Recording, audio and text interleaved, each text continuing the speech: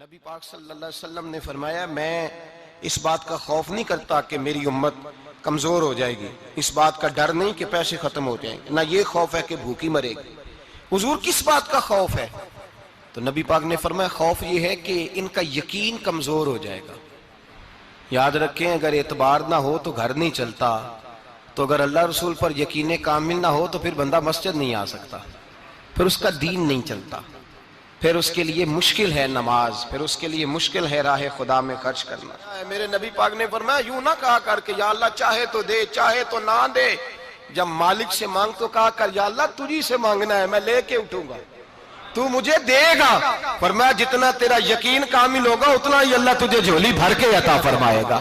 کمزور سا مسلمان، لڑکھڑاتا سا مسلمان دیکھتا ہوں کرتا ہوں، اور یہ بھی نہ دیکھا کریں بھائی ایمان یقین کو استقامت کے درجے پہ لیں، یہ نہ دیکھا کریں کہ وہ کیسے دے گا، وہ کسی وسیلے کا محتاج نہیں ہے، وسیلے کو پسند کرتا ہے، پر وسیلے کا محتاج وہ بغیر وسیلے کے بھی دے دیتا ہے۔ ہر آدمی ماں باپ کے ذریعے پیدا ہوتا ہے، اگر پیدا کرنا چاہے تو جناب عیسیٰ کو بغیر باپ کے پیدا کر دیتا ہے، اگر پیدا کرنا چاہے تو حضرت آدم کو بغیر ماں اور باپ کے پیدا کر دیتا ہے۔ جب یقین رکھیں، یقین قرآن مجید پڑھیے، حضرت موسیٰ علیہ السلام فرعون کے دربار میں کھڑے ہیں، چاروں جانب دشمن ہی دشمن ہے، جادوگر آ گئے، انہوں نے سانپ چھوڑے، حضرت موسیٰ کے ہاتھ میں ڈنڈا تھا، حضرت موسیٰ کہتے ہیں یا اللہ کیا کروں؟ تو اللہ تعالیٰ نے فرمایا اپنا عصا پھینک دو۔ کہنا چاہیے تھا نا کہ یا اللہ ایک ہی تو شے ہے، اتنے سانپ ہے، بچانے کے لیے ڈنڈا ہے وہ پھینک دوں؟ ڈنڈا پھینکا جاتا ہے، سانپ کو دیکھ کر کے قابو کیا جاتا ہے۔ یہ میرا اور آپ کا ذوق ہے نا، لیکن انبیاء کرام کا انداز ملاحظہ کیجئے میرے عزیزو۔ اللہ فرماتے ہیں ڈنڈا اے موسیٰ ڈال دے اپنا عصا، پہلے نہیں فرمایا کہ سانپ بن جائے گا، فرمایا بس تو ڈال دے۔ میں اور آپ ہوتے ہیں تو سانپ سامنے ہے، ڈنڈا ہاتھ میں ہے، ہم کہیں گے عجیب بات ہے، یہی تو دفاع کی چیز ہے، اسی کو ڈال دوں تو بچوں گا کیسے؟ کہا ڈال دو، تو حضرت موسیٰ نے ڈال دیا، کہا میرے رب کا حکم ہے تو میرے لیے بہتر ہی ہوگا۔ اللہ فرماتے ہیں جب موسیٰ نے ڈالا تو میں نے اس ڈنڈے کو، اس عصا کو اژدہا بنا دیا۔ اب کبھی عصا بھی اژدہا بنے، کبھی چھڑی بھی بہت بڑا اژدہا بنی ہے، لیکن قرآن کہتا ہے جناب موسیٰ نے ڈالا تو اللہ نے اژدہا، بلکہ اس سے پیچھے چلیے، عورتیں کمزور یقین کی ہوتی ہیں نا، جناب موسیٰ پیدا ہوئے تو اللہ فرماتے ہیں میں نے موسیٰ کی ماں کے دل میں بات ڈالی، ماں کے دل میں، صندوق میں ڈال کے تو اس کو دریا میں بہا دے۔ اور بھائی صندوق میں کہہ سکتے ہیں نا آکسیجن کیسے جائے گی، اور دریا میں بچے بچنے کے لیے ڈالے جاتے ہیں کہ ڈوبنے کے لیے ڈالے جاتے ہیں؟ ماں کے دل میں یقین کمزور نہیں تھا اماں کا۔ انبیاء کے ماں باپ موحد ہوتے ہیں، دین کو ماننے والے، ماں کے دل میں اللہ نے بات، اللہ قرآن میں کہتے میں نے وحی کی، میں نے القاء کیا، میں نے بات ڈالی۔ حضرت موسیٰ کی ماں کہتی ہے میں نے ڈال کے نا سمندر میں بیٹا، میں نے سمندر میں بیٹا ڈال کے صندوق میں بند کر کے رب کے حوالے کیا۔ آپ فرماتے ہیں میرے مالک کا بھروسہ کیا تو پھر میرے مالک کا کام دیکھو، کمال دیکھو، میں نے دریا میں ڈالا، اللہ نے فرعون کے گھر میں میرے بیٹے کی پرورش کرا دی۔ یہ یقین کہ حضرت موسیٰ کے پاس قوم آئی، قرآن پڑھیے، کہا جناب پانی چاہیے، وَإِذِ اسْتَسْقَىٰ مُوسَىٰ لِقَوْمِهِ، موسیٰ نے اپنی قوم کے لیے پانی مانگا، ہم نے کہا فَانْفَجَرَتْ مِنْهُ اثْنَتَا عَشَرَةَ عَيْنًا، اپنا ڈنڈا پتھر پہ مارو۔ عقل والا آدمی ہوتا تو اڑ جاتا، کہتا یا اللہ پتھروں سے بھی کبھی پانی نکلا ہے؟ اضرب بعصاک الحجر، مارو پتھر پہ ڈنڈا۔ اللہ کے نبی نے منٹ نہیں لگایا، ٹھا کر کے ڈنڈا لگایا، فَانْفَجَرَتْ مِنْهُ اثْنَتَا عَشَرَةَ عَيْنًا۔ اللہ فرماتے ہیں جناب موسیٰ نے ایک عصا مارا، میں نے 12 چشمے جاری کر دیے۔ تو لے تو اللہ کرتا ہے، اللہ کہتا ہے پڑھ نماز روزی دوں گا، کہتا ہے سوچتا ہوں۔ اللہ فرماتا ہے آجا مسجد میں تیرا ہو جاؤں گا، کہتا ہے دیکھتا ہوں۔ رب فرماتا ہے تو میرے محبوب کی غلامی کر، میں تجھے محبوب بنا لوں گا۔ تو کہتا ہے تھوڑا بڑا ہو کے داڑھی رکھنی ہے، ابھی سیانا ہو کے میں ذرا سرٹیفکیٹ لے لوں اسرائیل سے کہ کتنے سالوں کے بعد آئیں گے، پھر شروع کروں گا۔ پروگرام بنا رہا ہے، ابھی تو ارادے میں ہے۔ اللہ کے پیغمبر کا ڈنڈا، اور اس سے زیادہ آگے بات ہو گئی، پیچھے فوج لگی ہوئی ہے فرعون کی، مجمع ہے، ہزاروں لاکھوں کا لشکر لے کے، تلواریں نیزے، فرعون پیچھے، آگے دریا آ گیا۔ حضرت موسیٰ علیہ السلام کھڑے ہیں، اب کدھر جائیں؟ اللہ پاک نے فرمایا مارو ڈنڈا۔ کہاں؟ پانی پہ ڈنڈا مارو. اب حضرت موسیٰ علیہ السلام پانی پہ ڈنڈا مارے تو پانی ابھرے گا، اس سے زیادہ کیا ہوگا؟ پہلے پتھر پہ ڈنڈا مروایا تو پانی نکلا، اب پانی پہ ڈنڈا مروایا فَإِذْ فَرَقْنَا بِكُمُ الْبَحْرَ فَأَنْجَيْنَاكُمْ وَأَغْرَقْنَا آلَ فِرْعَوْنَ. اللہ فرماتے ہیں موسیٰ نے پانی پہ ڈنڈا مارا تو میں نے پانی میں رستے بنا دیے. ایک جگہ ڈنڈا مارا تو پانی نکل آیا، دوسری جگہ عصا مارا تو پانی خشک ہو گیا. 12 چشمے بن گئے، 12 رستے بن گئے دریا میں سے. حضرت موسیٰ علیہ السلام گزر گئے اور اللہ فرماتے ہیں فرعون بھی آیا تو اسے میں نے غرق کر دیا اور وہ کھڑا دیکھتا ہی رہ گیا کہ بنا کیا ہے.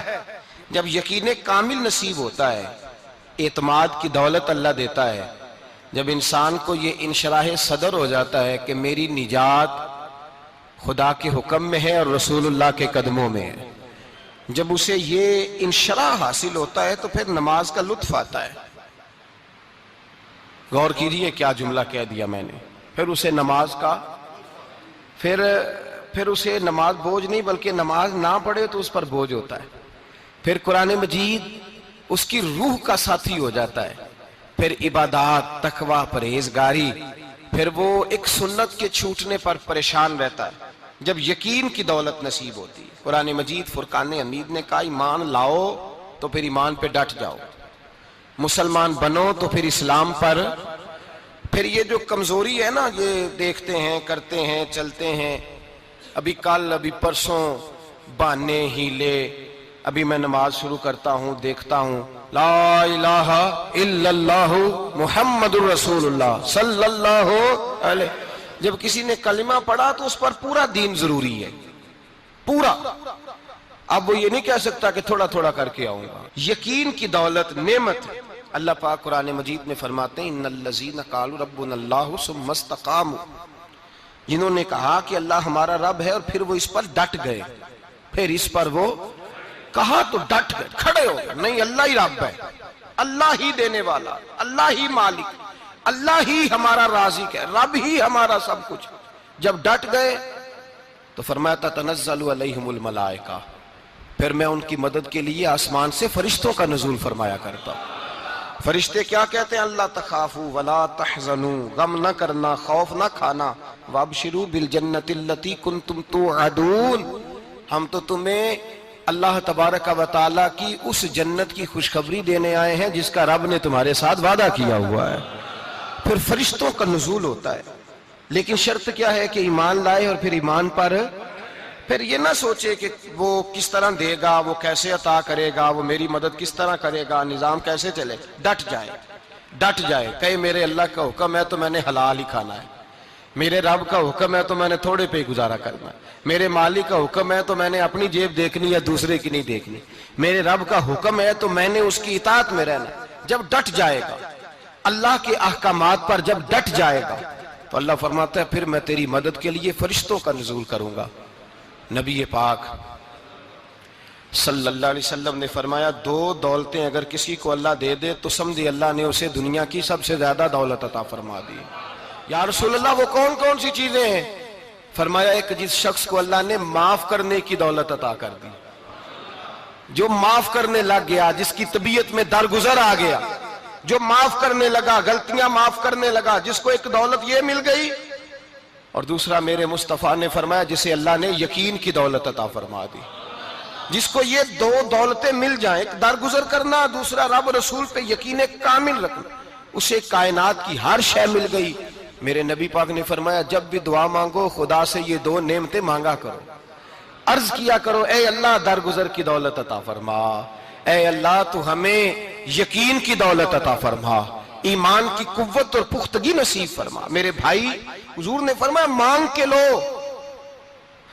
کمزور ایمان والا شخص کسی کام کا نہیں ہوتا. جس آدمی کے ذہن میں شک کا بیج ایک دفعہ جنم لیتا ہے وہ آدمی تو غلام سے بدتر ہے. بے کیف سجدہ، روٹھی روٹھی سی عبادت، اس کی زندگی کیفیات سے خالی ہے. جس شخص کو پتہ چل جائے نا لوگ میرے مخالف ہیں، اس کا تو سجن رہتا ہی کوئی نہیں. اصل بات یہ ہوتی ہے کہ یہاں سوچ بیٹھا ہے کہ دنیا میرے خلاف ہے، یہاں مخالفت یہاں بیٹھ گئی ہے، 2 بندے باتیں کر رہے ہیں تو پریشان ہے، میرے خلاف ہی لگے ہوئے ہیں، میری بات ہو رہی ہے. کیونکہ اصل تکلیف کہاں ہے؟ اور اگر یہاں یقین کامل ہو گیا نا کہ سارے مجھ سے پیار ہی کرتے ہیں، تو پھر دو بندوں کو بات کرتا دیکھیں گے تو یہی سوچے گا میری تعریفیں کر رہے تھے، کہہ رہے تھے کیا ہی بات ہے اس کی۔